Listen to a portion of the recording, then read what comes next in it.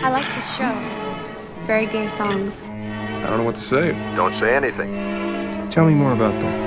Am I alone? I don't understand it. I think women will hate her. Is this even worth arguing? I think you're one in a million, Rick. Please, I'm overwhelmed with the style of you. They are so gung-ho. I don't want anyone to shoot Polly. You thought of this? If I leave this place one day, it will not be for more advertising. Welcome to Mad Men, the weekly show where we discuss a show that used to come out weekly. It doesn't anymore. Each week, we take a close look at an episode of the AMC series Mad Men, which ran from 2007 to 2015. We gear our conversations about the show around the conversation the show is having about gender, the patriarchy, and other things that make us mad. Well, I have to introduce this guy over here. First of all, I'm Jon Negroni, and I'm giving him a second because he's letting a bunch of doves, or maybe those are pigeons, out into the wild. It's Will Ashton. Hello. Will, you better look out because somebody's shooting those doves with a BB gun and a cigarette. Oh, no. It's Katie Stetzel. No. Special guest, Katie Stetzel. Hey, Katie. Hello. I'm honored to be the first woman that you have on this podcast. The first Mad Men woman. Yeah, I thought you guys really needed it. Yeah, that's extremely true. Mike couldn't make it. We're more than thrilled to have Katie here. But Mike is going to be out this week, hopefully back next. Although we're trying to figure out how we're going to be scheduling around my honeymoon coming up. And so, Will, I guess it's going to be you and some motley crew. I don't know. You don't need me. I mean, I sure hope not. Because I feel like every episode is just going to be like, you remember when Dawn did that? Yeah, that was pretty cool. I thought you were going to say, not really. It was going to be more of like, hey, what do you think John thinks about this? I don't know, but it's probably wrong. I guess so. That's my guess. I'd rather not know, to be honest. Katie, we're so glad you're here because you are not only a woman, you are the TV editor over at the Young Folks, and you have been saying, yes, John, it is okay for you to do a Mad Men podcast on the TV section of the Young Folks. So thank you for that personally. We're really honored you're letting us do this. It is my honor for publishing it, I guess. I'm excited that we're reintroducing podcasts to the Young Folks again, I guess. We're doing it. We're one by one. Yeah, it sounds like we have more in the pipeline, possibly, but this was a good one to get us started. Will doesn't know about the next one that's coming up. I haven't had the heart to tell him because it's not one he's going to care about. So I'll keep. I barely cared about it. Oh boy! Whatever. Is it one? Is it one you're hosting, John, or is it just something? I'm not going to give any information away, but it's something that I pitched to Allie and our editor in chief. And excuse me, one of the first episodes, Katie was like, "I want to do that episode." So that's whatever. true. Yeah. I can't wait. It's probably the only episode I'm on, but we got to find another. Again, I'm dancing around it. I don't want to say, but we got to find another one where we can get you because, yeah, especially on Mad Men, because I feel like we're going to need your perspective quite a lot. But you've been watching Mad Men for the first time, right? Very first time, except the one time I watched it in college. College was when I really started watching TVs, and my two go-tos at the time were Lost and 24. Those were, those were like shows. Especially 24. It's that very serialized television, you know. Mm-hmm. And also, I think maybe both of those were also considered part of the golden age of television, maybe. As well as Mad Men. So Mad Men was like the next logical thing to start watching, except I watched the first episode and hated it. So I stopped there. Yeah, because I've not heard, but I've seen you kind of chat a little bit about this in like the Young Folks Slack about like your reaction to the first episode. So like, tell us what you think, because you're going through it again, right? And you've been watching the episodes. Mm-hmm. What do you think of Mad Men so far? Because we're going to talk about episode 9, but before we do, I really want to know what you think of the show right now. Well, when I restarted it, because you were starting this podcast, and I was like, they need a female perspective on it. Let me get caught up. Our hero. I had the same reaction to the first episode that I did in college. It is like agonizing and cartoonish, which you guys brought up in that first podcast episode. So you didn't need me there. So I was like, oh no, what did I get myself into again? I don't know if I can stomach this. It's like, I just, like, I get it. Like, I get that it's the 60s, whatever, but it was just like in your face. And I was like, I don't want to sit here and watch this, but we're 9 episodes in now and it's gotten a lot better. I mean, it's definitely still there. I think episode 8 actually, which I actually just watched 8 and 9 a couple hours ago. I think episode 8 was my favorite episode so far. Nice. Yeah. I've just been finding it a lot more funny lately, especially episode 8 and episode 9. Like moments where I've like really laughed a lot out loud. But there are still scenes where like all the guys are gathered together and they're talking, and then the scene will end and I'll just be like, I hate everyone on this show because they're terrible. I totally, there's so many moments like that, especially in the first season. And we can't say that it totally goes away. It doesn't really, but I really like what you said there. I really like the idea that like other people might be watching the show for the first time and watching it with us, and like maybe their perception of the show as being like overly serious is hopefully going away at this point, because that is, I think, the secret weapon of what I think makes this show as good as it becomes. And that's the fact that it isn't too serious. Like, it actually is pretty hilarious at times. It's not a comedy, but yeah, even in this episode, which we'll talk about quite a bit, I think there are just so many moments where it's just like, I mean, it was directed by Paul Feig. First episode directed by Paul Feig. I think I saw Will's, ears perk up at the mention of his favorite film director of all time. That's a lie. Yeah, I mean, I didn't know how much you wanted to get into the Feig in this conversation of ours. This is the only episode that he directed, right, of Mad Men? I believe so, but I will double check that. And I think that when it comes to him, I respect Paul Feig quite a bit, even though I dislike a lot of the things he's done. I like a lot of the things he's done too. Sure. Bridesmaids being one of them, with also Jon Hamm. But Freaks and Geeks, what? Freaks and Geeks, one of my favorite shows of that era. Gotta say, I don't know if Katie and you are a fan. Oh yeah, Will, you never really got into Freaks and Geeks until I never finished it. I just think I watched it too late. Like, I started to watch it during the pandemic, and I was already like a decade older than all the characters, and like I could recognize it was pretty good. I was just like, I'm just not in the place in my life right now where I'm really connecting to this. I think I should just watch this when I was in high school, which is a me problem. That's not a show problem, but I do recognize that the show, I mean, it's not really my thing, like I said, but I can see the appeal of it for sure. As far as Feig is concerned, I did watch Freaks and Geeks when I was like in middle school. Like, so I get what you're saying. Like, I watched it way, way early. And so that definitely has a lot to do with it. Yeah. I mean, as far as Feig, sorry. I was just going to say, I had a history teacher in high school who showed us episodes of Freaks and Geeks in a sociology class. Perfect. That was my way in. I would say, was that a good thing? Like, did you actually like it? Or is that more of like I would never forgive this teacher as long as I live? No, I liked it. I don't remember. I don't know if I watched it all after seeing those episodes. I think I probably watched the rest of it in college. I think for me, it was because it was on ABC Family, now Freeform or whatever. I double checked, confirmed. Paul Feig did only direct one episode of Mad Men, and it's the one we're about to talk about. And around this time, he was also he directed an episode of 30 Rock that same year. I didn't know that. And he was just a couple years away from directing his first episode of Parks and Recreation, which good for him. So shoot. Well, I was just going to say, I mean, before we get into the episode proper, I do think, generally speaking, Feig, as far as his directing career goes, he is better at TV than film. I do like Bridesmaids. I think Spy is probably his best film. I know you and I, John, we disagree about this. I will never like Spy. Sorry, I don't know if Katie likes that movie, but sure. I don't know where she stands on Spy. Where do you stand on Spy, Katie? Never seen it, but I love Bridesmaids. So I'm happy to hear that you haven't seen it, because you didn't have to. What about Simple Favor? That one I do like. I haven't seen that one. I would say Simple Favor is fun to watch. Yeah.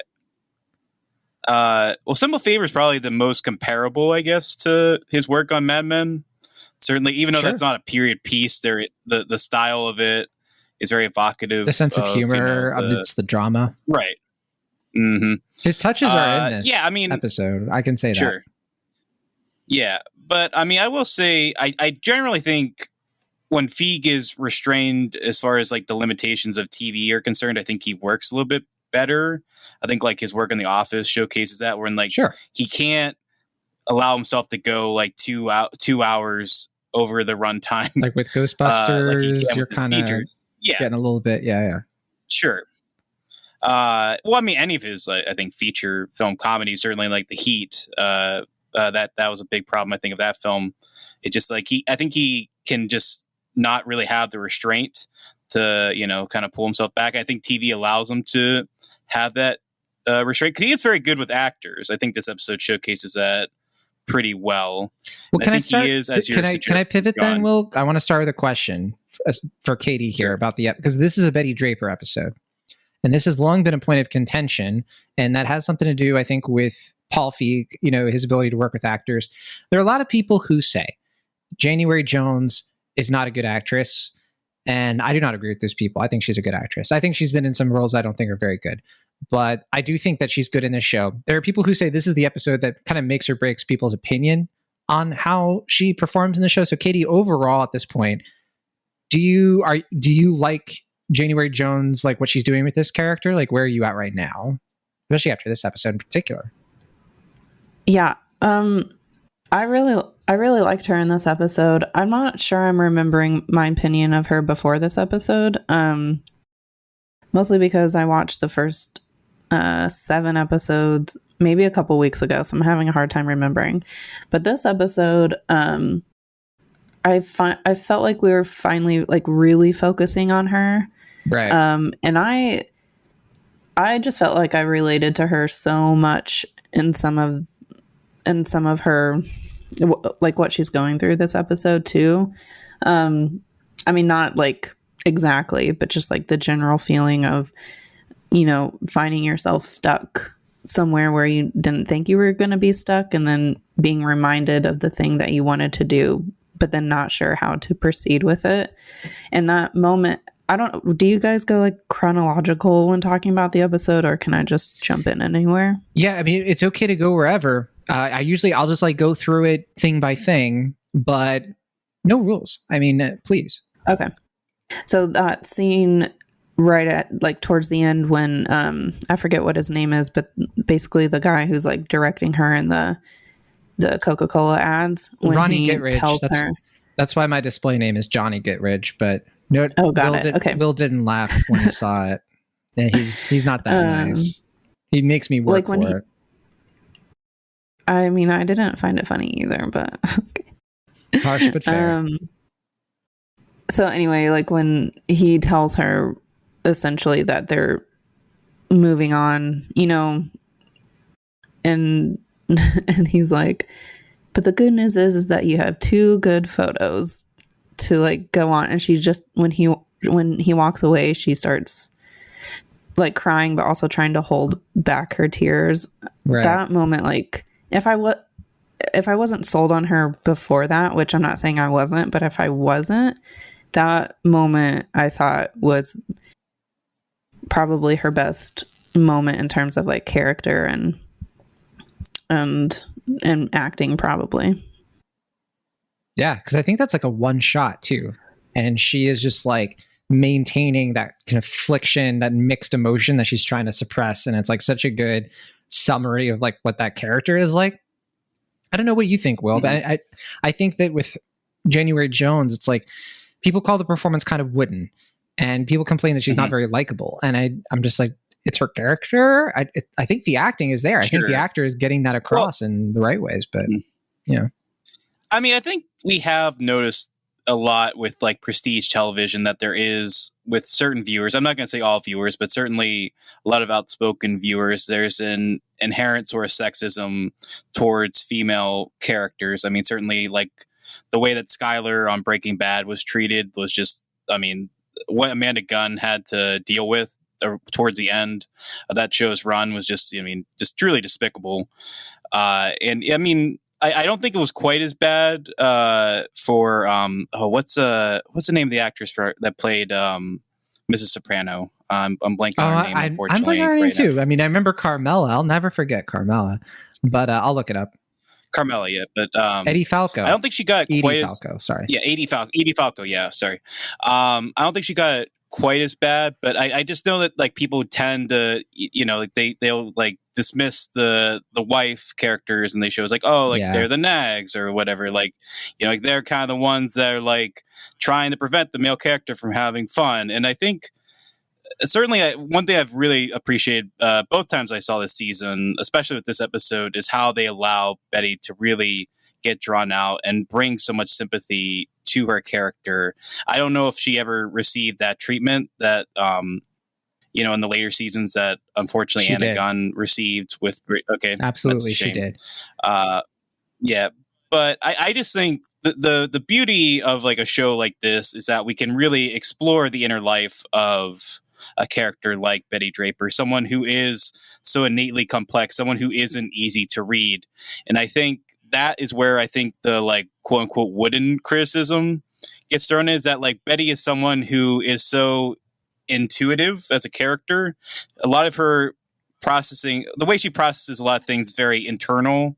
Like you can clearly like see her thought process, but she kind of comes about things in a very sort of like unspoken, but like you can see the gears turning a lot in her head. And I can see how some people might want to misread that performance as being like drawn in and like wooden, as you suggested. And I do think there are some performances from January Jones, like certainly I think like Unknown and like the X-Men First Class performance she gave that weren't great, but I don't really blame her per se. I think those are just the roles that she got in those films were just not great to begin with. And so I took no issue with really her performance. And I mean, maybe I might have been a bit catty about it towards the beginning of this podcast, but that's something I've really worked hard in these later episodes to push against, because I think her performance is really outstanding in this episode in particular.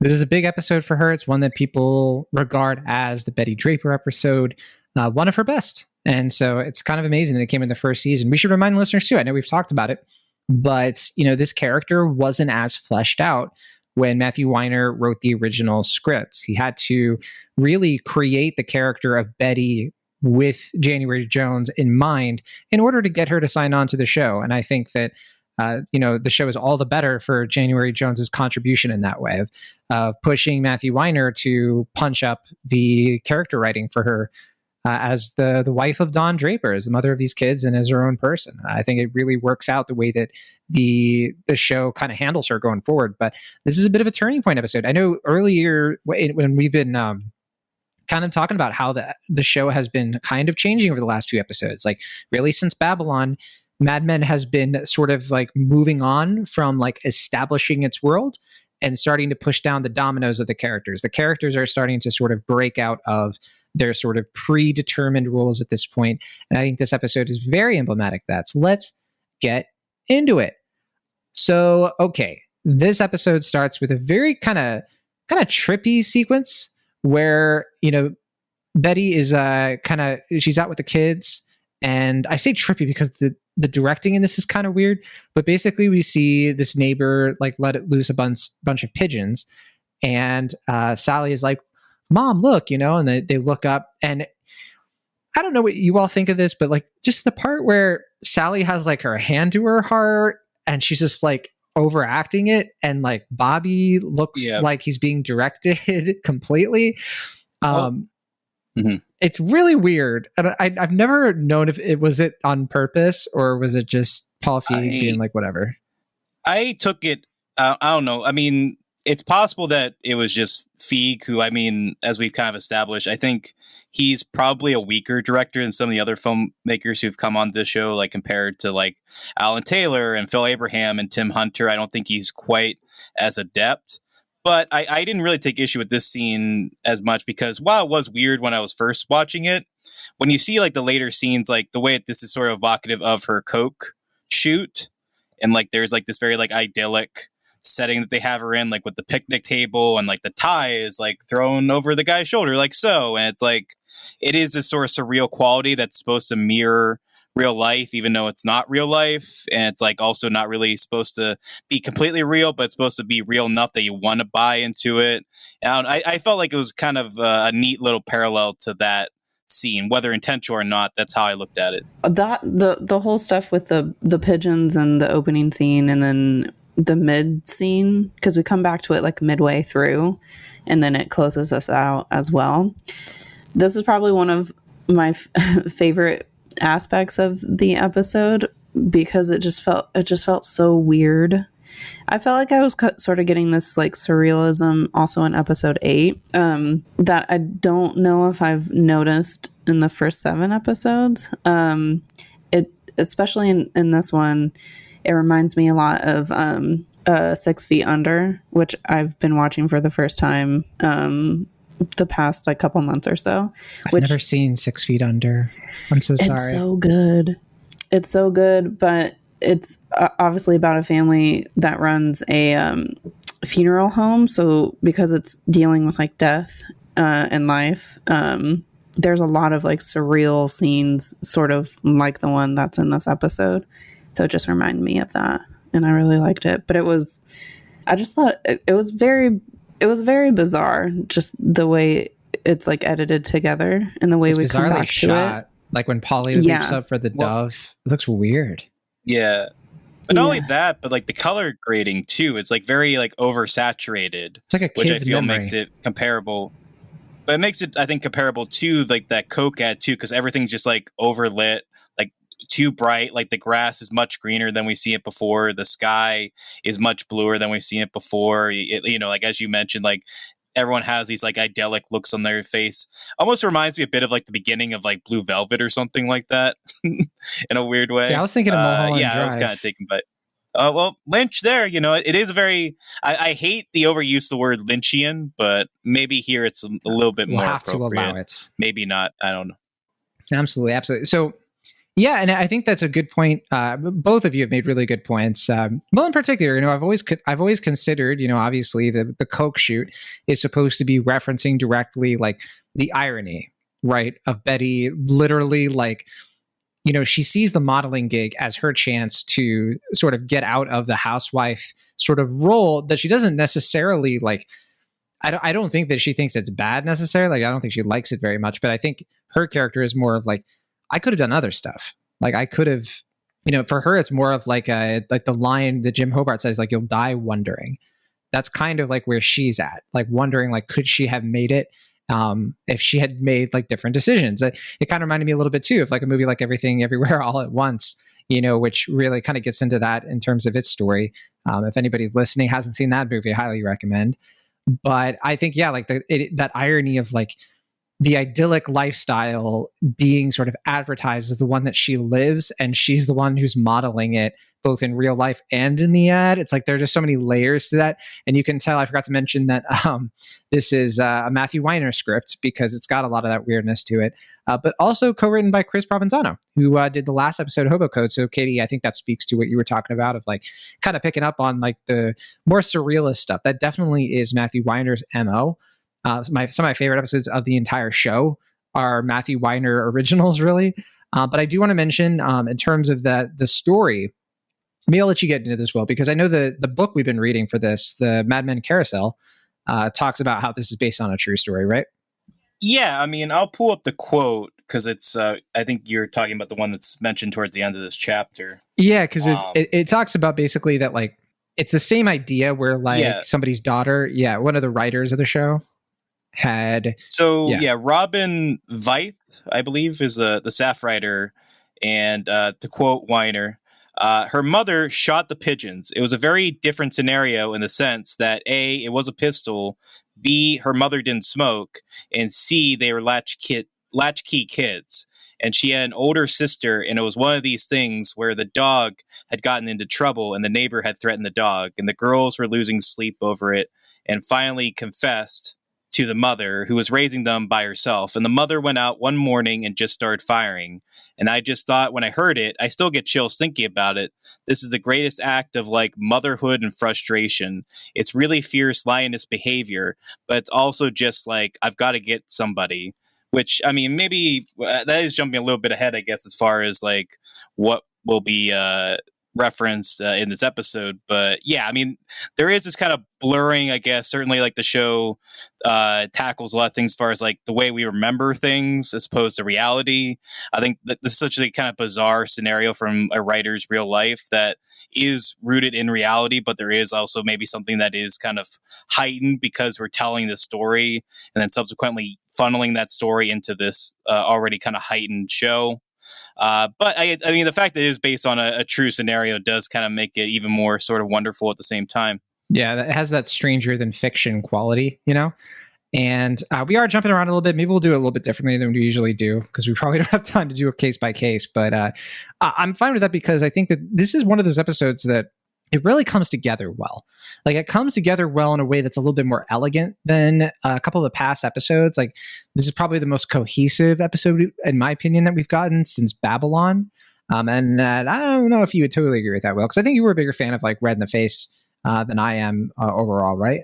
Or am I imagining that? Well, I mean, when I first saw the season, like in my teenage years, this was one of my favorite episodes, or at least this is one of the ones that stood out to me the most. I mean, certainly I think, like we were talking about before, that shot that Katie was referencing of Betty, you know, like holding in her tears, but just, you know, unable to really control it. The sense that like she's really locked in by decisions that are kind of out of her control, but also you have this ending shot with her with the cigarette in her mouth shooting the BB gun at the pigeons. The contrast. It's such a memorable and kind of darkly funny image that I just remember very vividly. And as Katie was suggesting, was one of those key moments where I just remember the like humor and irony of the show working really well. The other good example is I'm going to have to pull up the song, but the lyrics of it are kind of ironic because it goes back to what Don says, right? Like Don was kind of comparing her to an angel, and that like she's like this kind of like perfect woman who's almost selfless in everything she's doing, and that, you know, obviously for her in this episode, that's more of like a choice as far as like kind of choosing to be selfless and almost in a way kind of spiting her mother by like going into motherhood, but also like kind of falling in line with it, which is getting into the complexity of it. But I'm jumping way ahead. No, it's fine. I have to admit. We can get it off our chest because I don't want to miss it. And I think what's brilliant about that closing image is we've spent not just this episode, but the entire first season not seeing the real Betty. And I think this is the real Betty. For the first time, we see her with kind of the walls down, right? Like, and the way that she views herself, like the real sort of like what she would do for her kids, and, you know, out there in the nightgown, you know, middle of the day, like doesn't care. Not that same sort of like pristine sort of like I'm in an advertisement kind of personality that she kind of wears because of the social pressures. But instead it's her with the cigarette hanging out, a little just being a badass. And I just think that is like the Betty Draper that's like kind of hiding underneath the Betty Hofstede, if we can say. So I love that ending moment. I think it's like one of my favorite endings to any of the episodes in this whole season, by far, especially with that song for sure. So the Betty storyline, obviously very strong. We have other stuff going on in this episode. The main plot here really follows Dawn being courted by Jim Hobart, who is an executive at McCann Erickson. McCann Erickson's based on a real advertising agency that represented huge names like Coca-Cola and Pan Am, which get referenced in this episode. And with the whole seduction kind of technique that Jim Hobart is putting on Dawn is essentially like they're at Fiorello at a Broadway play early in this episode, second scene of the episode. And Jim's kind of pitch basically is like, hey, you know, you're done with the foreign leagues, right? I think that kind of probably hits Don pretty smartly because, you know, we've established at this point that he grew up on a farm, right? And Jim is kind of like, I think, calling to that sort of appeal that Don has as a self-made man, right? Like he sees himself as like, okay, like what's the next step? Do I stay in Sterling Cooper and make it bigger? You know, like, is that the more impressive thing? Or do I go to McCann Erickson and I kind of like cheat code my way to that sort of success? Katie, I'm curious what you think of this because, I think like, especially like watching the show for the first time, or like past the first episode, if you think that, what do you think of Don's ultimate decision here? Because ultimately he decides to stay at Sterling and Cooper. Why do you think that is? Okay, we'll admit that it took me a second to figure out what was going on in this plot line. I was like, what the hell does this Jim person want? I eventually caught on that he's basically courting him to come to his company, right?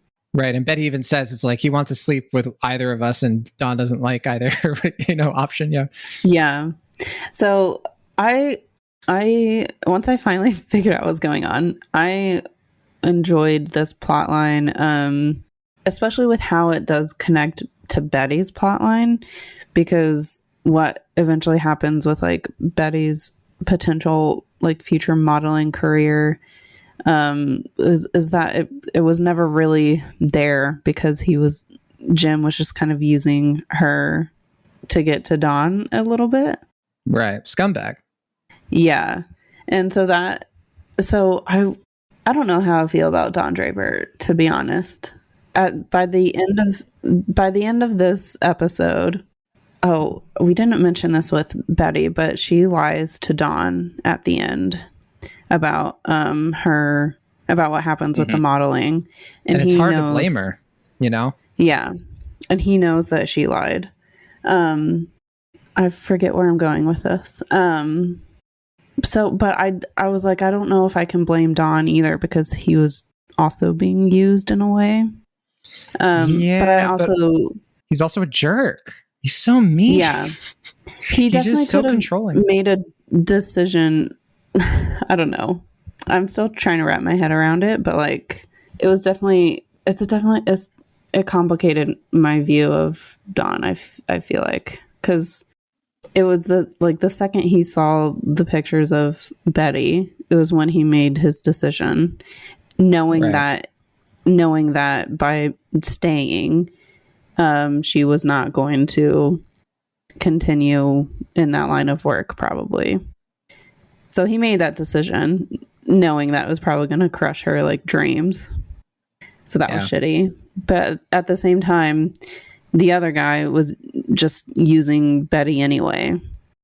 So anyway, I liked how the two storylines converged to complicate their relationship. I don't know. Well, yeah, and it converges with Pete too, right? Because Pete ultimately punches Ken, seemingly out of Peggy's honor, right? You can view it as like, oh, Don is rejecting it because, Jim Hobart is disrespecting his wife. But I think in both cases, no, they're just being selfish. Don is doing it because he wants Betty to be the perfect mother to his kids, because he has a bunch of baggage he puts on her and, lords over her in an extremely unhealthy dynamic. And in Pete's case, he is, his ego is bruised because he is now ashamed that he slept with Peggy, because other people are making fun of her, and he's just ultimately a scumbag. Yeah. There was like a split second where I was cheering Pete on, and then I was like, he's just doing this for himself though. And can I tell you about Pete? Your favorite character of the show? No. Nope. But oh, Pete. But I do have complicated feelings about Pete because of the actor, Vincent. I don't know how to say his last name, but I think it's Kartheiser. I don't know if I'm saying that right. Kartheiser. Okay. Kartheiser. So like it's really interesting because I know him from the TV show Angel, which is the spin-off show of Buffy. Right, and his character in Angel is very controversial. I don't know if you've talked about Vincent at all, or if any of you all know this. I've never watched Angel. No, we need the inside scoop. Yeah, so his character on Angel is like very controversial. A lot of people don't like him, but I loved his character on Angel because he's very sympathetic. I just don't think people had enough empathy. He's like a very tragic character, like what happens to him, and what he goes through. And yeah, he's like kind of an annoying bitch for like season 3 and season 4 of Angel, but at the same time, like you have to take into account like everything. He's like a victim through the whole show essentially. So I had a lot of like feelings about his character and about the actor too portraying him, and just in a very like sympathetic way. So I feel like some of that is like transferring itself onto Pete a little bit, and every time I feel it happening, I'm like, no, I don't like Pete. Except there are some moments where you start feeling sorry for him, or at least understanding like why he is the way he is, which makes him a much more interesting character to watch. But essentially, like, yeah, no, he sucks. Especially in this episode too. I was like, God, Peggy, please just give up on it. I think it's teased that she has at this point. I mean, I can't speak to stuff that I know that happens later, but I think in the last episode when she's like, you know, shedding a tear about him, the stuff that he says, I think that's like a sign, you know, that she's a little bit like, fuck this guy. Yeah. I hope she moves on quickly because I'm tired of watching it. Yeah. I looked up to, and I know, Will, you got plenty to say, but I looked up like what has Vincent Kartheiser been up to lately, and not much in terms of film and TV, but there are a few things. He was in. Yeah. He plays he plays the Scarecrow in the Teen Titans show on HBO Max, which I didn't know. Right. And which that's a source of controversy because apparently he's been pretty hard to work with on that show. I have heard that. I think they basically either wrote him out or that they were trying to like figure out a way to minimize his screen role. I don't think he's been like harassing anybody so far as I know. I could be wrong, but I don't think he's like doing anything totally nefarious, but apparently he's just like a hard person to work with. I mean, you can kind of tell. I mean, right? I think you see him in action. Oh no, that sucks. Yeah, you hope for the best. I mean, like he is someone who I think is kind of perfectly cast as Pete because he seems like someone who is very eager to please. I think he actually had kind of like an early start to acting. Like he was either like a child star or like a teen star. Yeah, he was doing stuff in like the 90s. He's someone, yeah, right. But I just feel like there is something inherent to him as an actor where I think he always wants to be kind of taken seriously, much like Pete. I don't know if he's done anything quite as bad or as scuzzy as what Pete has done throughout this show, particularly in this first season. You can only speculate, right? I don't know. Yeah. But I think he that like kind of like frustrated desire to like prove himself is probably inherent to the actor. Maybe I'm just speaking out of turn. Maybe I'm reading way too much into this guy that I have no relationship to personally, but I just kind of get that vibe from what I've read about him. Sure. One of my favorite Pete moments in this episode was when they're in that meeting at the end after the laxatives thing. Mm-hmm. And after like those other two guys come in and congratulate them, and Pete stands up and is like, "So we're done?" And Dawn is like, no. Sit back down. Right. Instantly cuts him down to size. I absolutely died laughing. What are the great like Mad Men moments where it's like, oh yeah, I forgot. This is one of those shows, you know, where it can be funny. Yeah. Yeah. I mean, especially because that scene has such an underdog quality to it. Because it is like that moment where like, you know, Bert comes into the office. It seems like he's going to cut them down the size for, you know, being insubordinate and like kind of going against the thing. And then he comes in to praise them and actually, you know, is genuinely impressed. So is Roger and eventually Dawn for kind of inspired, you know, and like nicely done and all this stuff. And there's a congratulatory moment, like Pete's feeling high and mighty. He stands up and he's like getting ready to control the room, and then Dawn instantly cuts him down the size, as Katie mentioned. And it's just like, but also like goes nobody from being seems like to, a boy to a man to a boy. Nobody seems to like make the connection though that like Nixon's in a bunch of ads and is going to be associated with Secor laxatives. You know, like that is kind of like the downfall of this strategy, which I find the whole thing kind of weird what he and Harry cook up, but it is a very sort of like, you know, screenwriter kind of thing, you know, like the whole thing where he's just like telling a story that's seemingly like random, you know, it's like Mamie's funeral, the Dalmatian or whatever. And it's just him and Harry goofing off. And then like having that revelation is like, wait a minute, what if we, and then the whole time I'm hearing that, I was like, that's such a screenwriter thing. Like there's no real connection. How did that make you think of, no way, come on.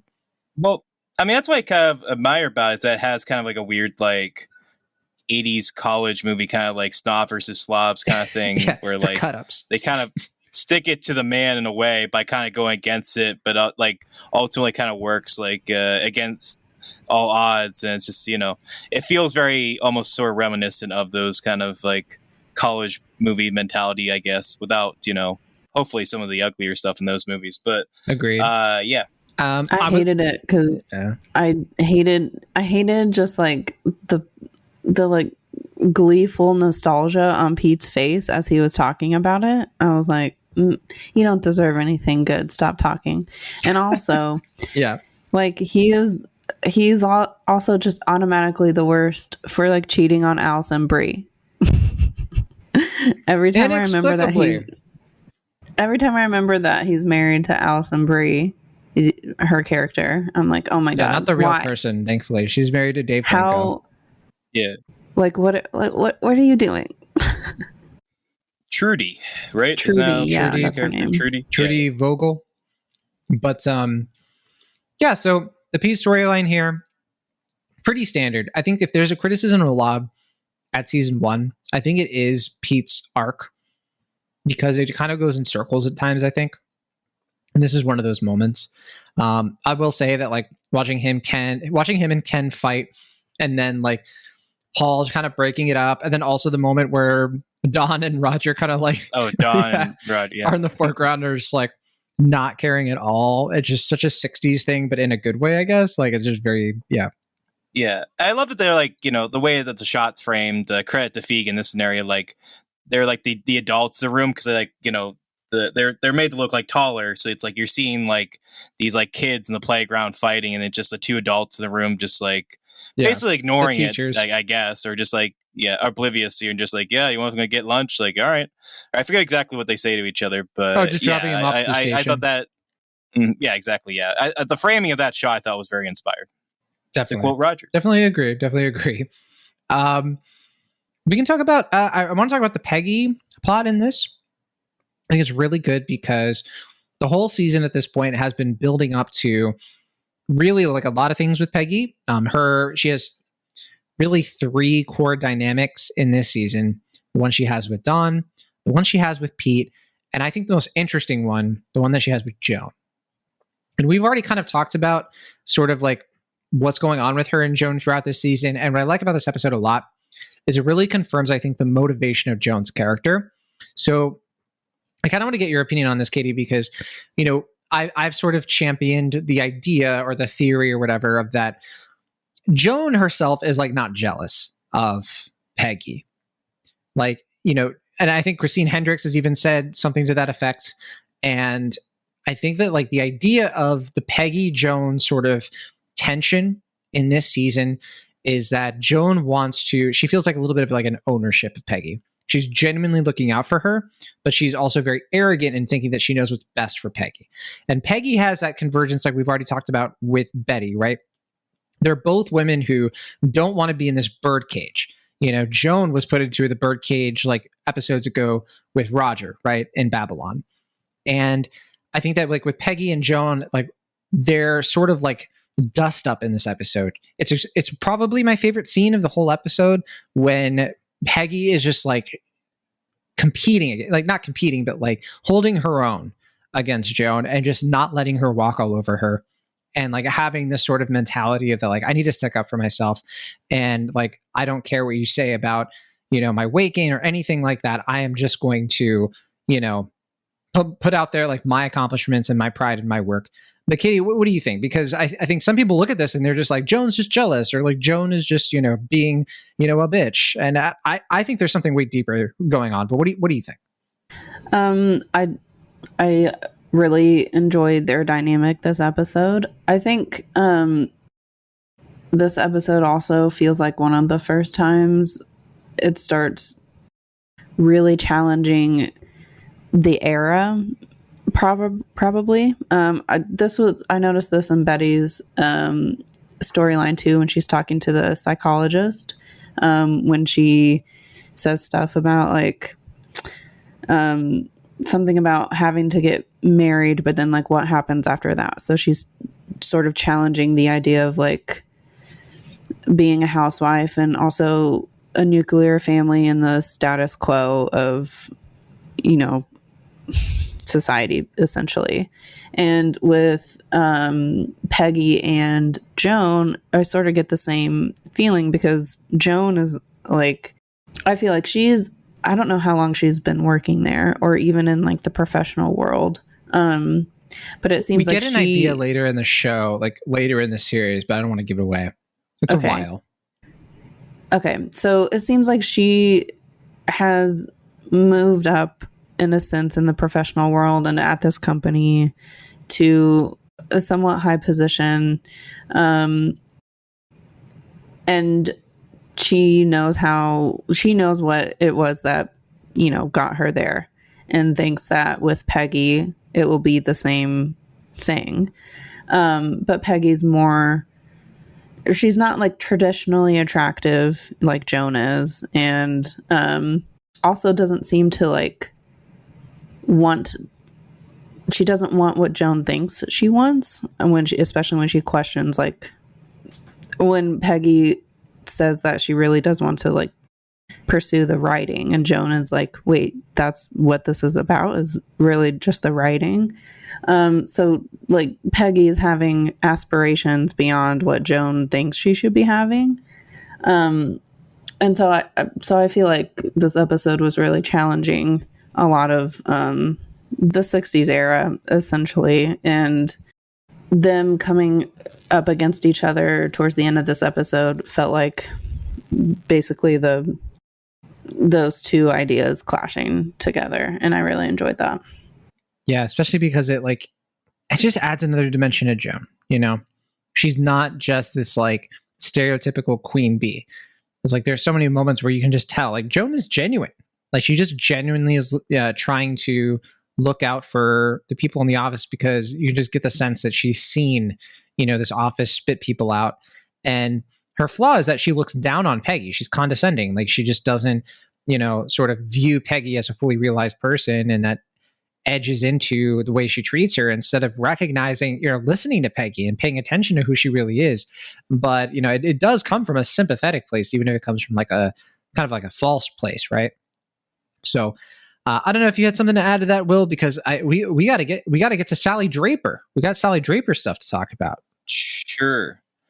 Yeah, I mean, this is one of the things that I find myself, I guess, somewhat critical of Matt Zollerzeis's read of the episode, because I think he can tend to kind of simplify the dynamic between Peggy and Joan. As we mentioned, I think there is so much complexity of them, and I think he can often I think the book often enriches my reading and understanding of these episodes. I think he can kind of simplify their dynamics, just like there can only be one woman in the office, and they kind of, you know, bring out the worst in each other. And I mean, not to simplify his writing. To be fair to Matt Zollerzeis, I think that like he was writing this right after watching the episodes for the first time, in the moment, like when they were coming out. So like we got to be a little bit fair, right? Because I think this one was like that case. I think he said in the earlier seasons that he was actually writing these fresh for the book, if I recall correctly. In that case, I rescind my statement.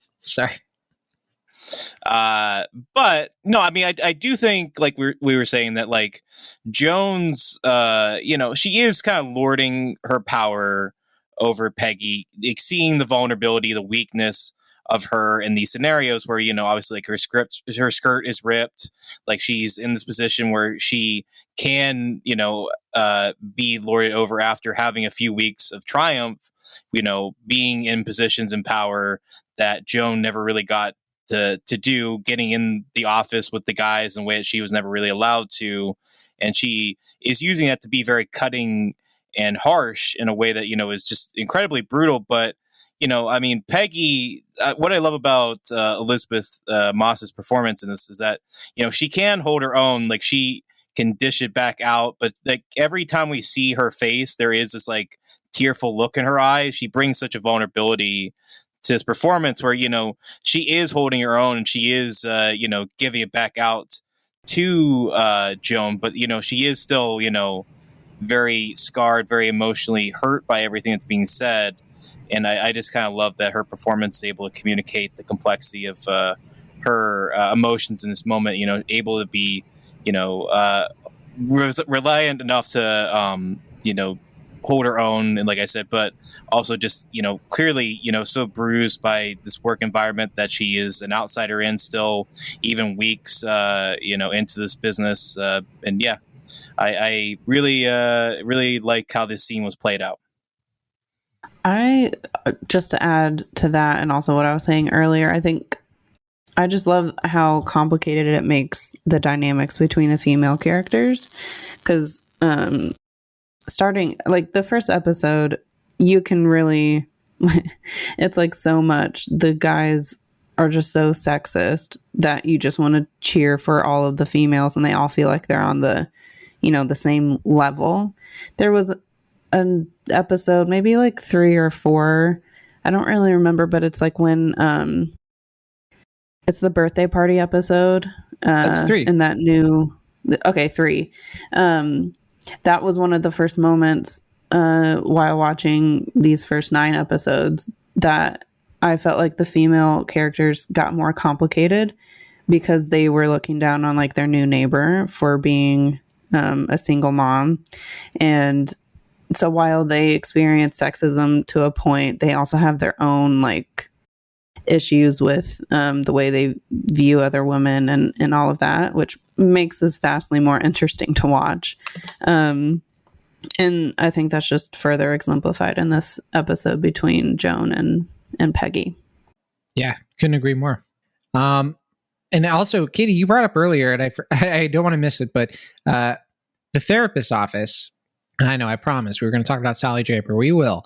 But Dr. Wayne, he's actually, he talked during Betty's therapist session. Because like up until this point, he's literally just been sitting there writing away in his notebook, breaking confidentiality, which I guess it technically didn't exist at this time, but talking about these sessions with Dawn behind Betty's back.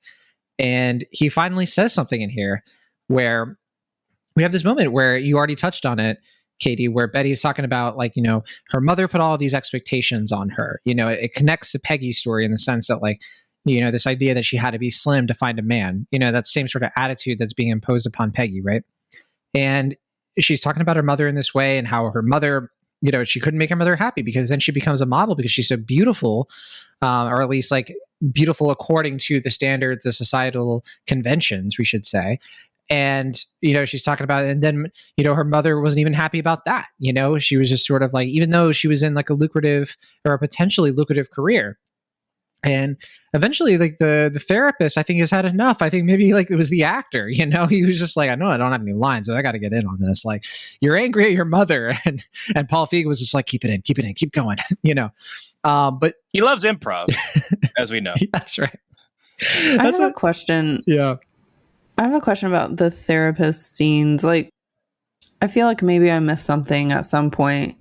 Like, is Dawn basically telling the therapist to just like keep her talking, or it feels like he's unnecessarily holding back? Like that moment when he said, like, you're angry at your mom, like that's what this is. And then when she turns it around on him, like, oh, you're talking now, then he just goes right back to like just being like, tell me more about that. Yeah. I is he being directed by Dawn to just keep her talking, or is like what's going on?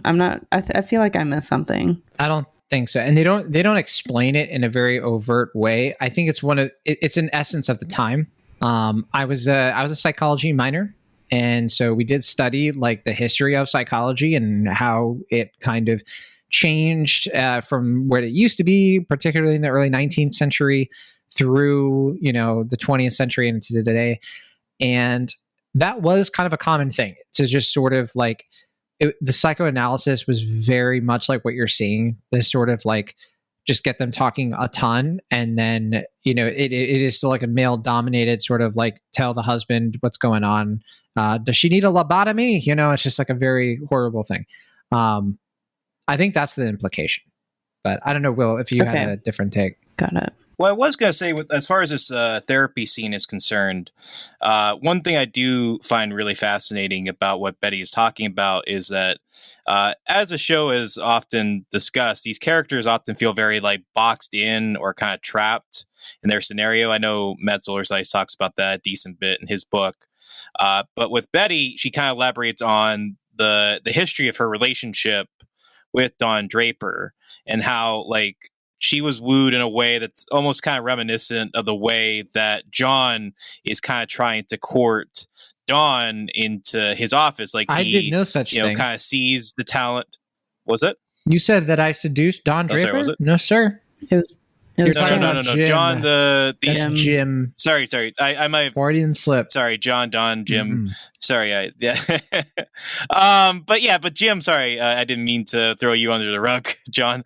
But Jim, he's courting Don by giving him these fancy golf clubs and trying to woo him in any number of ways. And we learn that Don's relationship with Betty kind of began in a somewhat similar fashion, where she, is attracted to him, but wasn't really won over initially. And then he kind of gave her the fur that she really liked in this box. And then eventually the relationship kind of came to be to the point where she feels, she doesn't say it outright, but she kind of suggests that she feels trapped into motherhood in a weird way. Like, not that she is resentful of it, but she feels kind of trapped into marriage and into being a mother in a way that now she feels old. She feels out of step with where she was before. She's kind of lost the confidence that she might have had earlier when she was able to move away from her mother and kind of establish herself as a model. And then I love that one scene when she's in the modeling office and we have that panning shot where we see these younger models with these sort of chic outfits that are kind of, a little bit more modern to the early 60s. And we see Betty in this beautiful dress that I think came from that Italian designer she used to work with. It's very beautiful, but it is reminiscent of an older time. The early 50s. And she really stands out because she, And I mean, she's a woman who is by no means old.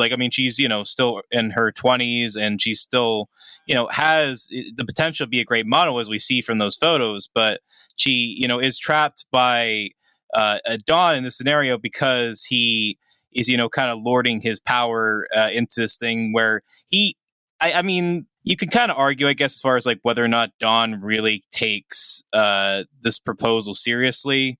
I know Matt Zoller-Seitz, his thing said that he's only really doing it to get a raise, which I think is true to an extent. But I think there is something to be said about how Don really hits home with that Yankee analysis, kind of similar to the Hobo episode where, he feels this desire to go to New York, kind of live and be in the big city and kind of, go up and up. But obviously if he did that, that would go against his, new identity, and that would make him an easy threat to be courted. But, Don is almost sort of trapped into this identity that he's created for himself, whereas Betty is trapped in a way where she has no real power in her own even marriage and her personal life, let alone the professional life that she's trying to establish for herself. I think that's what makes the ending so cathartic. I mean, I know at one point, I think they mentioned that Betty's nickname was Birdie at one point, which is a little on the nose, but I do really like the idea that the birds. It's not right. Yeah. But I mean, it didn't really hit for me until this episode, I suppose. But the idea the birds, as you mentioned, they're kind of caged in and that they are out and free, and that there's a kind of beautiful irony and poeticism to Betty wanting to shoot the birds when they're all out and free, because in a way that she's recognizing the freedom they have and kind of pushing against it, but also finding her own freedom by sticking it to her neighbor who was, resentful to Sally Draper. Well, hold on, Bill, because you gave a lot, and so I can't just let you glide by with that thing about Don and the McCann thing, because I don't think he really. I think he was entertaining the proposal.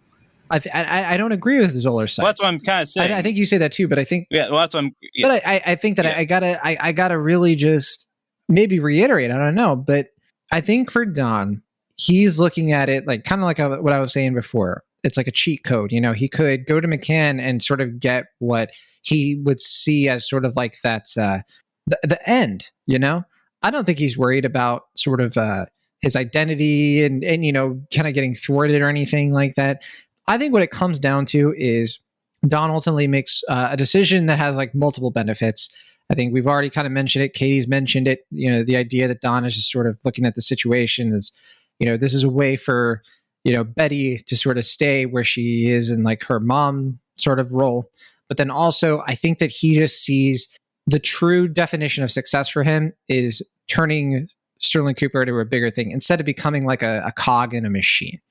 I think that's what it comes down to. Mm-hmm. And there was also, John, a moment, this really stood out to me, where it was right after he saw the pictures of Betty and then he went to Roger, I think.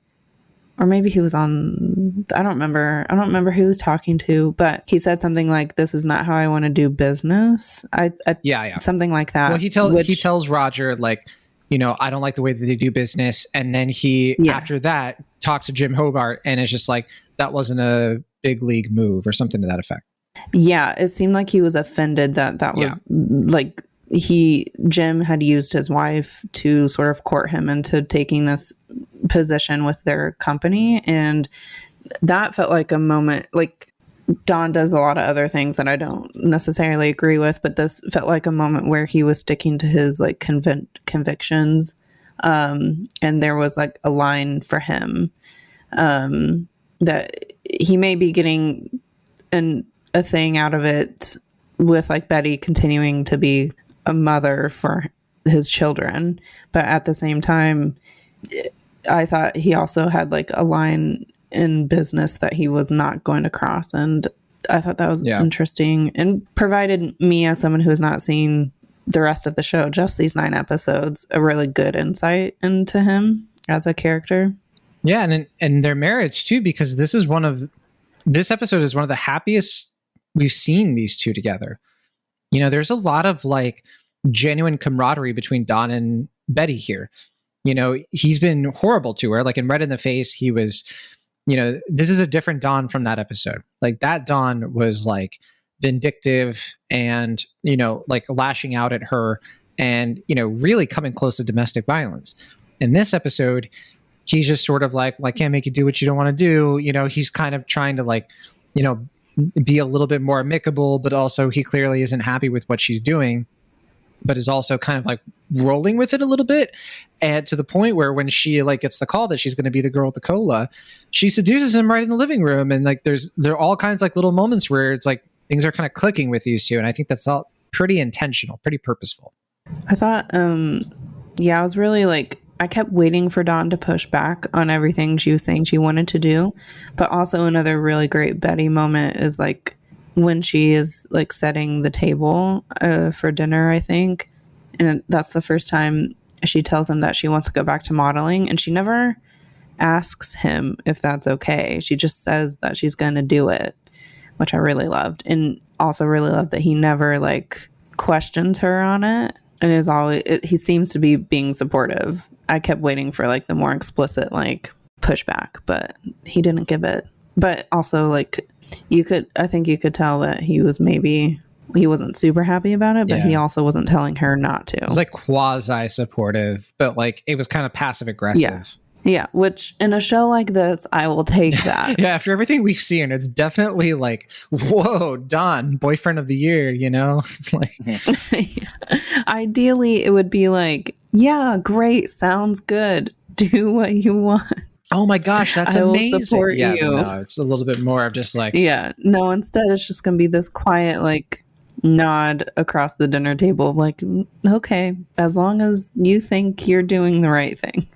As far as Dawn's reaction to Betty's desire to go into modeling again, I was kind of wondering if it was him recognizing that was Jim's like ploy in a way to, get him into the business. Like, I think he's almost like acknowledging directly that like he knows that Betty's happy by this. He's not trying to push away from her happiness, but he's also recognizing that like this is just another way that he's trying to court Dawn into getting into this position that he's, hesitant at best to get into. As we mentioned, like, I don't think he is resistant entirely to wanting to go to this company. I think certainly the desire to be in a bigger office, to be with all these powerful clients, to, be among the high top brass of the advertising world is obviously going to be very appealing to him. But, like, money is something that doesn't really, money is a big object for Dawn, as we have seen in like 2 episodes already. Like, he's pretty willing to give away any bonuses and whatever that he gets. So I don't think it's just a simple desire for him to want to get a raise, but I think it's more about him kind of just trying to push the power that he has in his own little box here at Sterling Cooper, recognizing that like he has the wiggle room in this company to kind of be the self-made man that he is, someone who can lord his power over his company, but not be pressured into being something bigger than he is. He is a self-made man, but he is someone who does have these humble roots, someone who isn't from this kind of upper class upbringing. He's not someone who sees himself rising all the way to tip top of the business ladder. He's pretty happy where he is, but he does kind of want to, loosen the buckle a bit in the position of power that he is already in. There's that moment too, where things are kind of happy, right? But, Sally walks in. She had a bad dream. And it occurs to Dawn that there was this moment while Betty was out on her shoot, the name of the episode, photo shoot, shooting the BB gun. Anybody can get that. Mm-hmm. But also, Peggy is shooting from the hip when she's talking to Joan. I don't know if that one's a stretch, I know, but I wanted to say that too. You're right. And I would never hold that back from you. You're allowed to embarrass yourself. I'm just kidding. But no, Don clearly, like, it starts to break a little bit for him when, Sally comes in and we find out, she's talking about how this all happened. Ethel was like asleep and this traumatizing thing happened to Sally. And you can tell that it sort of triggered something in Don because he, had a terrible childhood. He felt like he, was traumatized on a daily basis. And clearly that is one of his priorities. Like, as you were talking about, like, it's not really money, right? He is kind of like viewing his life. I think he does have a sincere wish for his kids to have a good mother and everything, but he's also a broken human being at the same time. Well, I mean, that's what's also fascinating about, like we've been mentioning, the parallels between Dawn and Betty, not only in their lives, but in this episode, where like they both have been scarred and traumatized by their own upbringing. Certainly Dawn was so, devastated by his depression era upbringing that he changed his whole identity and, outcasted his loving brother. And then Betty, is someone who, as we've learned already, like has pretty intense loathing for her mother and the like emotional trauma that she is inflicted upon her, forcing her to kind of be this woman that, she's not really comfortable and being. She can't even get closure. And, because even though her mother passed away, right? And so, yeah. Right.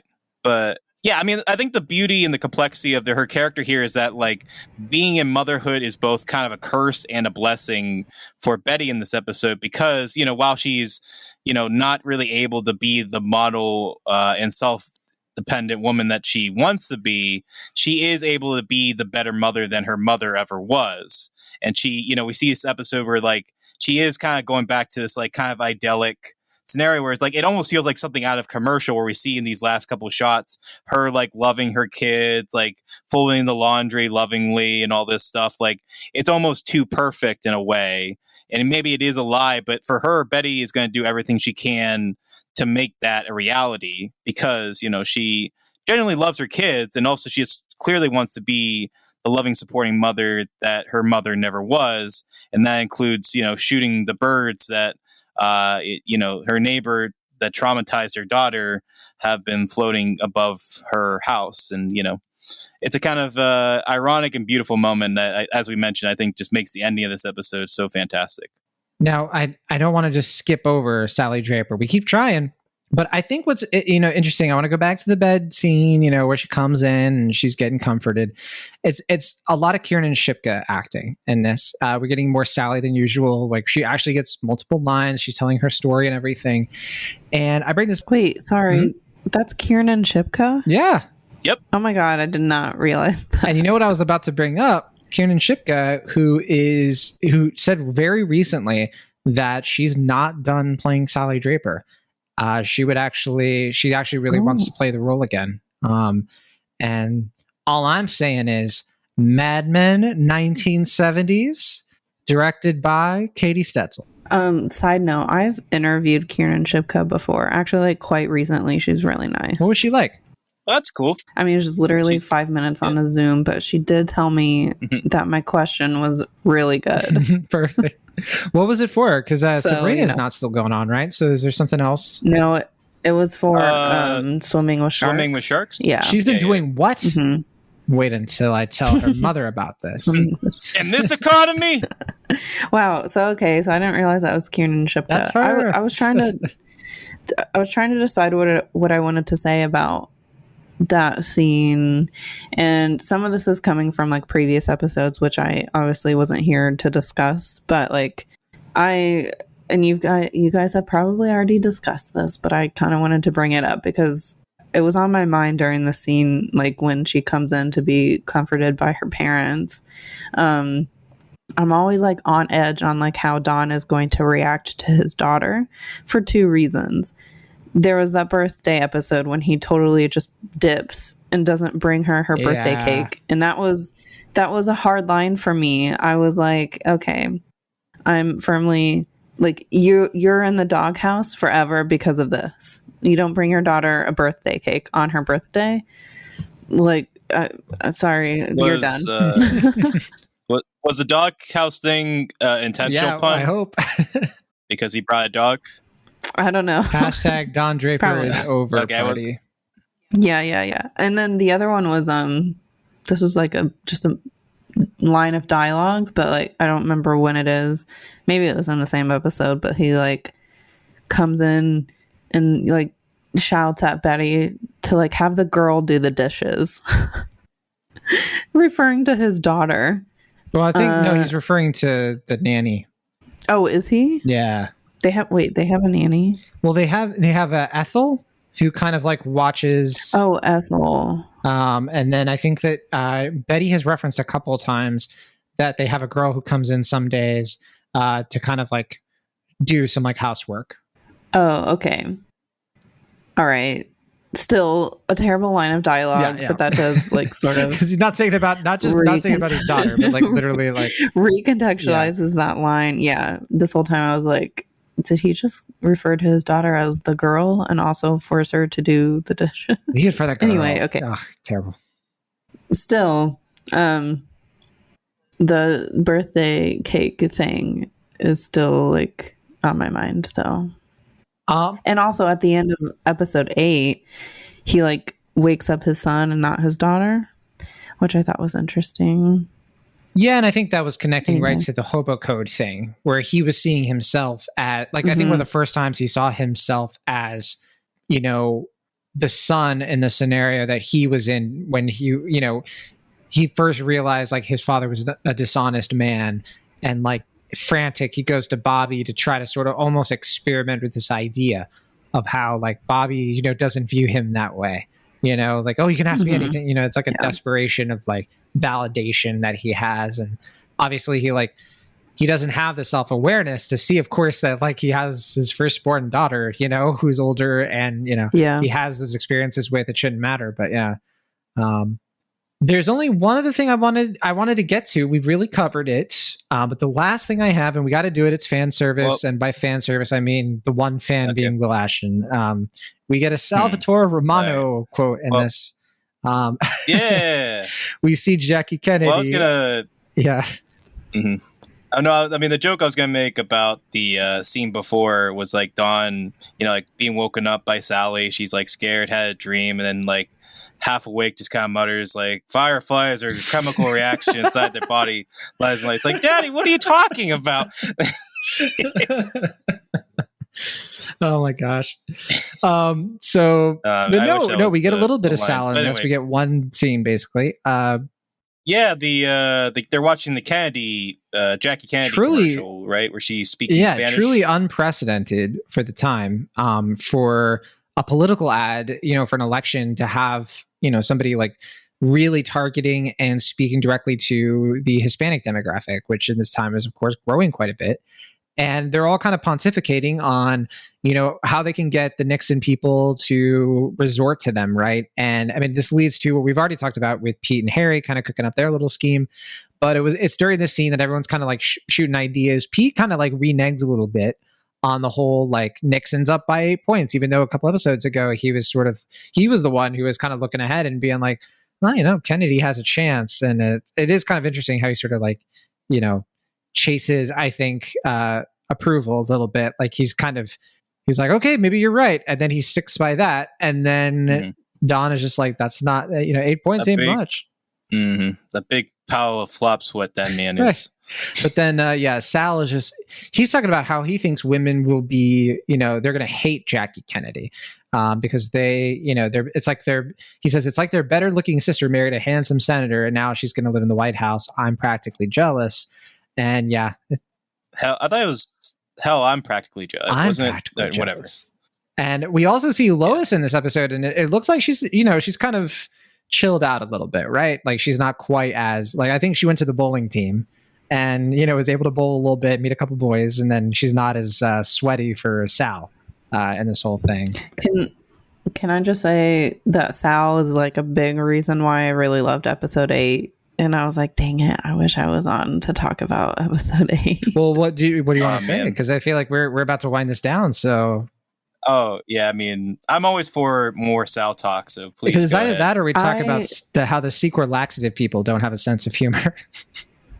Love that line. I just really loved Sal. Well, episode 8 was like the first time they really focused on Sal, and this whole time, maybe I wasn't just picking, I don't know. This whole time, I thought he was like comfortable in his sexuality, but it wasn't until he was like I don't remember the other guy's name, and he was. It's Elliot. He like said, "You gotta see the view. You can see all the way to the park." Yeah, what was that guy's name? He had kind of a weird vibe. The actor, I don't know. The character's name is Elliot. Elliot, yeah. So when he like rejects Elliot's advance, and he was like, no, I can't. And then he was like, what is there to be scared of? And he's like, what are you talking about? Like, all of society. That was like a big moment because I hadn't picked up, like, obviously he was in the closet, but I thought also he was like comfortable with himself, but obviously not. Right. So, especially because they preface that whole thing, like, right, with him being like his ambitions, he wants to start an agency or do all that stuff. And it's like, he just views his personal life, as, unfortunately, and rightfully for the time, as like a hindrance to that. Yeah. So I instantly found him like super fascinating and like can't wait to watch his story.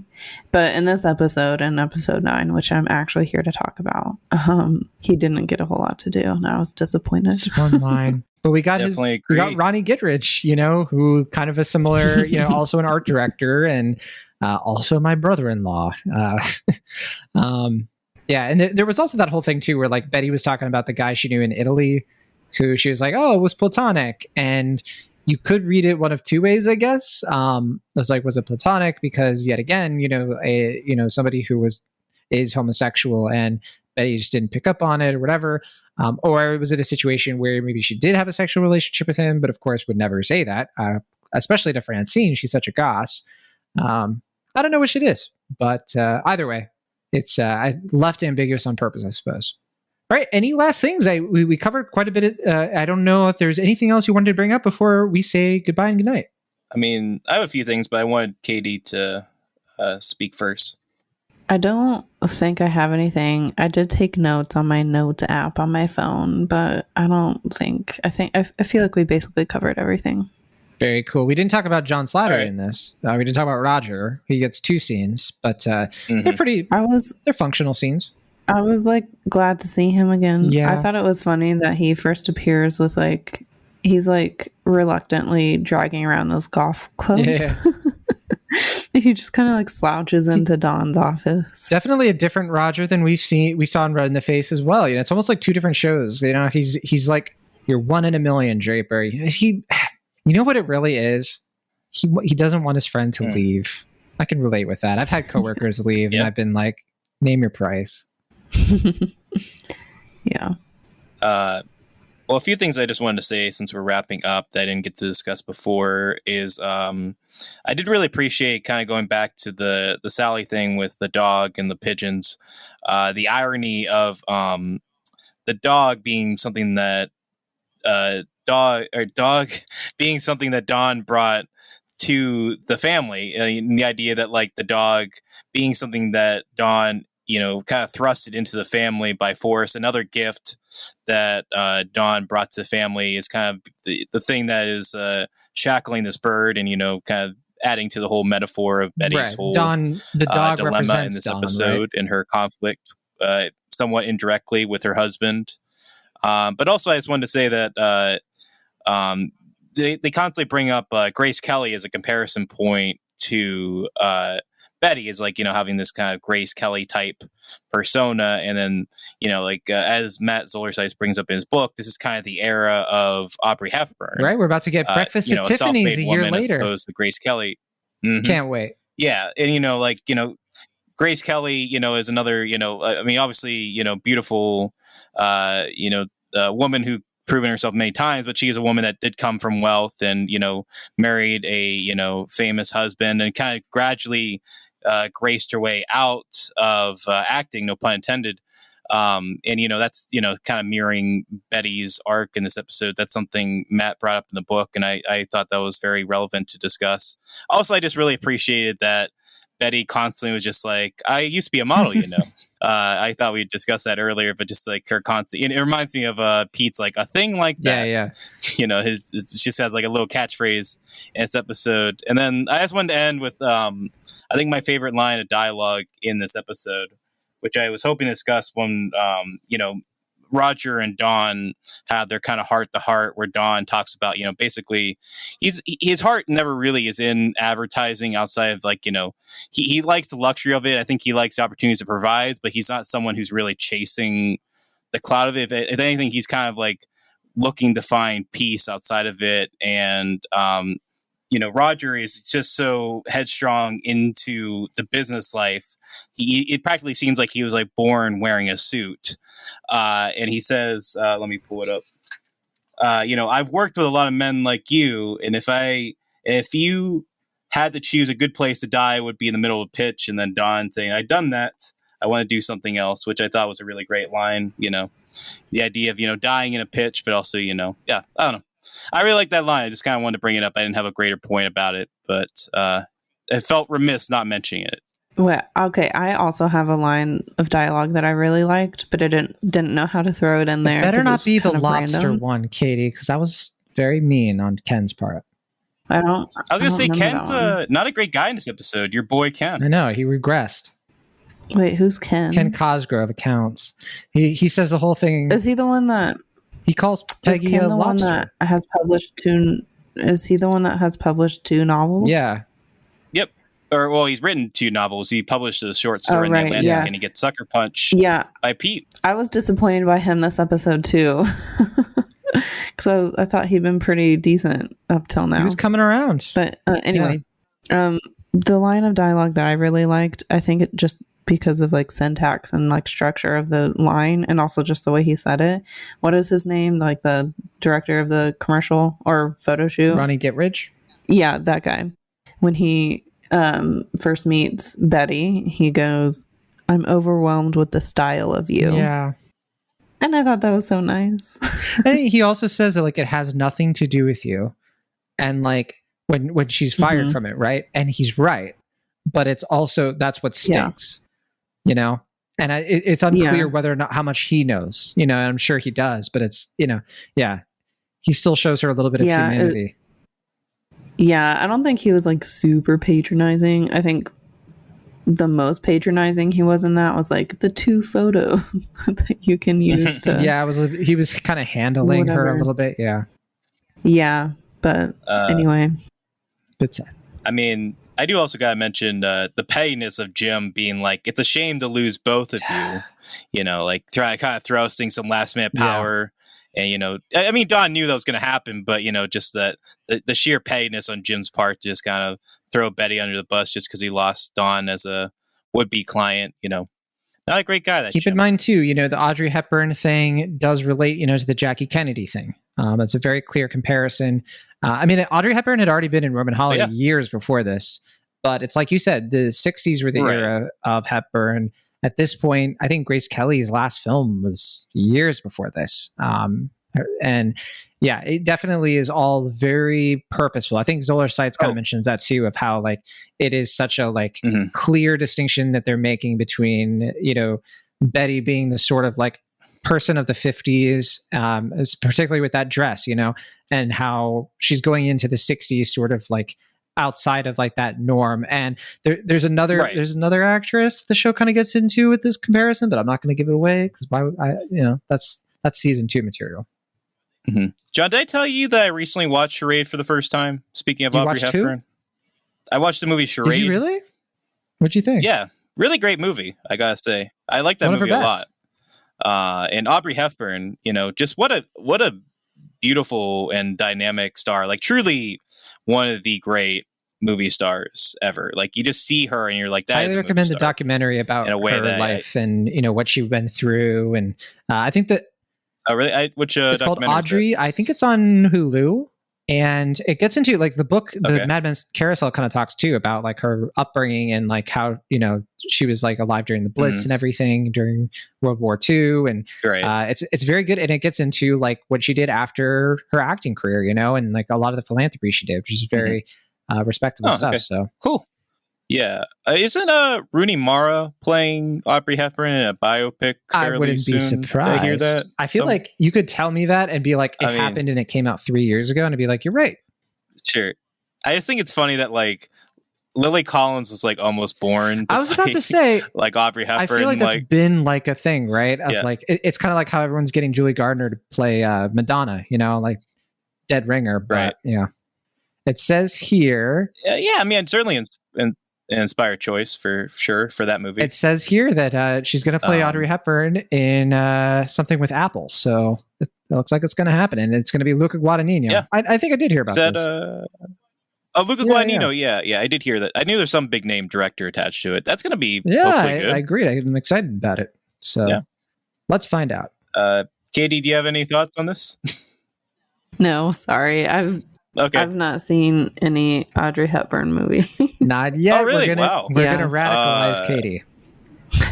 I mean, definitely Roman Holiday is a fantastic. Katie's gonna be with her therapist and be like, so these guys are getting me to watch Mad Men and Audrey Hepburn stuff. I don't know what to do. I can't shake Audrey Hepburn. Yeah, these guys pretty. Yeah. And also anime, like they got me into anime shit. That's mostly Alice. Well, that wasn't me. And I guess I take a lot of it. Too. It was all of you, because all of you put it on your stupid mid-year lists, and I was like, "What the fuck is this show that everyone is watching except me?" But you did watch it, right? I mean, John knows. Mm-hmm. Yeah, John knows I am not about the anime. It's one of your few flaws, Will. One of the I guess so. I mean, single digits, obviously, when it comes to your flaws, and that's one of the select few. Yeah. Oh, okay. That's very sweet of you. We never talked about the anime influences in Nope. Yeah, we did in our review. Which we talked about. This comment's going to be super outdated when this episode comes out. What are you talking about? Why are you bringing? Did we talk about like Evangelion and all that stuff? Evangelion. I just feel like we didn't get a lot of tirades in this episode, so I'm just throwing them all at the end. That's a sign that we need to cut this off. So. Thank you for listening to Mad Men Men. Is there anything we did miss about the episode? Any tidbits, any analysis, or something kind of fun that we missed talking about? Let us know. Hit us up on Twitter. Our Twitter, we have one now. It's at Mad Men Men Pod. Or you can just use the comment section on the Young Folks, or follow any of us on Twitter. Our Twitters are going to be in the show notes of this episode, of course. Katie, thank you so much for coming on. Is there anything you want to plug? You know, like we're going to have your Twitter in there. You're obviously doing great TV stuff with the Young Folks. Anything else, though? No. Probably just all of all of the young folks stuff. Yeah, especially under the TV section. Yeah, you're just like, don't even go to the homepage. Why bother? Go to the TV features. Yeah, just skip to the TV section. Yeah. There's good stuff there. I mean, recently all of the mid-year lists are out. I feel like that's the most recent big thing. And there's like good stuff if you're looking for something to binge. By this time this comes out, I think it's going to be like full on peak fall season, so it'll be a great time. Oh yeah, that's right. I forgot you're like a few weeks ahead. Yeah, so I guess by then hopefully we'll have a bunch of cool fall content, because fall is like the best time for TV. Yeah. So 365 days a year. Yeah, there you go. Mm-hmm.